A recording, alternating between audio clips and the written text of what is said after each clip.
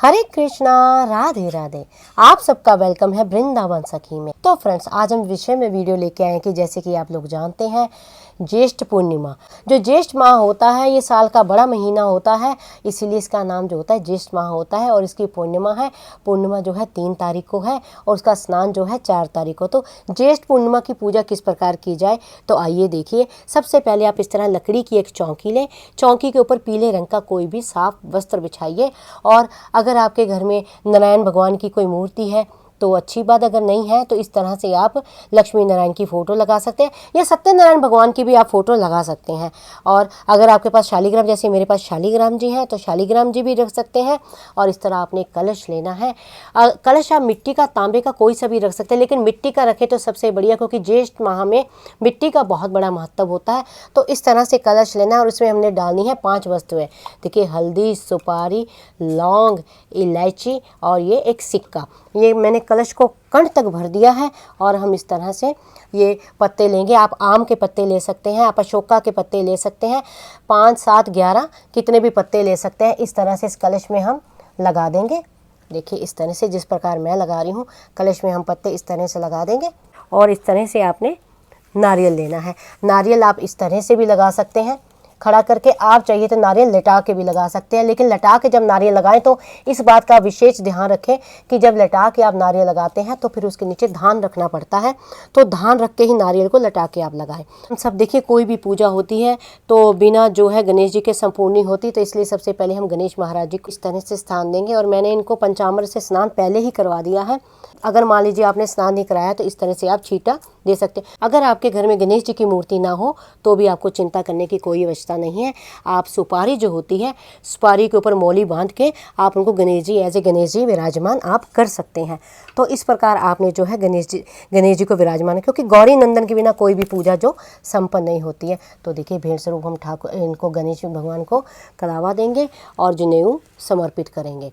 तो शालिग्राम जी को हम स्नान कराएंगे पंचामृत से। तो शालिग्राम जी को हम यहाँ विराजमान करेंगे। इस तरह से मैंने पंचामृत बनाया है, इससे मैं इनका स्नान करा रही हूँ। तो आप इस तरह तस्वीर लगा सकते हैं या लक्ष्मी नारायण की जो मूर्ति आपके पास है, आप उस मूर्ति को भी पंचामृत से स्नान करवा सकते हैं। तो देखिए, अब ये शालिग्राम जी की बाटी है मेरे पास। अब हम इनका अभिषेक कर दिया है और शालिग्राम जी को हम इस तरह से साफ कपड़े से पोंछ के शालिग्राम भगवान को हम यहाँ विराजमान करेंगे। तो आप चंदन भगवान शालिग्राम को समर्पित कीजिए। अगर मान लीजिए किसी कारण आपके पास चंदन नहीं है तो हल्दी भी लगा सकते हैं। भेंट स्वरूप इनको वस्त्र रूप ये देंगे और इनको साथ में जनेऊ कलावा देंगे, जनेऊ भेंट करेंगे। और हम ठाकुर जी अब विराजमान किए हैं तो थोड़ा सा ठाकुर जी का हम श्रृंगार भी कर देते हैं। तो इनके सिंहासन पे इस तरह से मैं मोतियों की माला लगाऊंगी। अगर आपके पास हो तो प्रयास करें लगाने का। तो आप चाहे तो मुकुट भी शालिग्राम भगवान को लगा सकते हैं। नारायण भगवान की तस्वीर रखी है तो इनको भी भेंट स्वरूप हम कलावा इस प्रकार देंगे। चंदन लगाएंगे इस तरह से और रोली का भी तिलक करेंगे।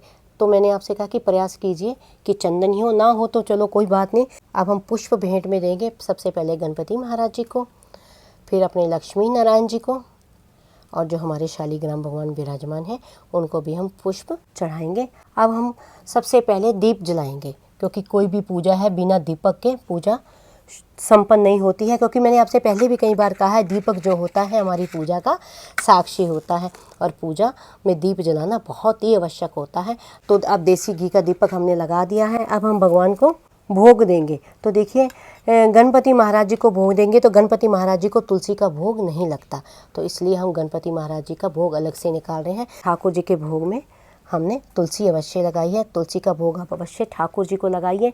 तो आपके पास जो भी ऋतु फल हो इस तरह से भोग आप अवश्य लगाइए। ये पूर्णिमा होती है, पूर्णिमा के दिन विशेष लगता है ये पंजीरी का भोग, जिसे आटे का चूरमा भी कहा जाता है।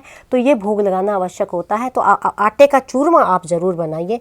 और ठाकुर जी को हम तुलसी भी देंगे इस तरह से। देखिए, ठाकुर जी को जल दे रहे हैं, जल में भी मैंने तुलसी दल डाल दिया है। पूजा हमने कर ली है। अब आपने कथा भी जब पढ़नी है तो आपने इस तरह से कथा पढ़नी है। हाथ में पुष्प लेने हैं, थोड़े से चावल लेने हैं और इस तरह से आपने जो पूर्णमासी की कथा होती है, सत्यनारायण की कथा होती है, वो पढ़ सकते हैं। पढ़ने के बाद आपने जो है पुष्प, जो एक लोटा आपने रखना है, लोटे में इस तरह से आपने ये पुष्प और जो चावल है डाल देने हैं। वो जो पानी है वो पानी आपने सूर्यदेव को अर्घ में दे देना है।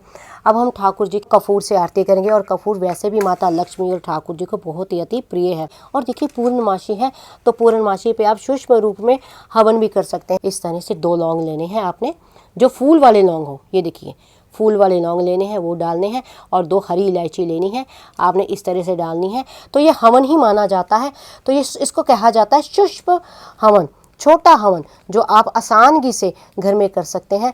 तो इस तरह से आपने भगवान की आरती करनी है।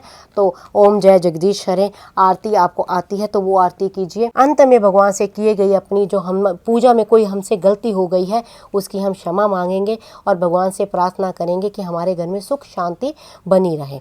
तो आई होप आपको पता लग गया होगा कि हमें जो जेठ पूर्णिमा का जो व्रत है, जो पूजा है, किस प्रकार करनी चाहिए। फिर भी अगर आपके मन में कोई संशय, कोई प्रश्न, कोई क्वेश्चन हो तो मुझे आप कमेंट बॉक्स में लिखिए। अगर आपको ये वीडियो अच्छा लगा हो तो इस वीडियो को लाइक करना, शेयर करना, सब्सक्राइब करना ना भूलें।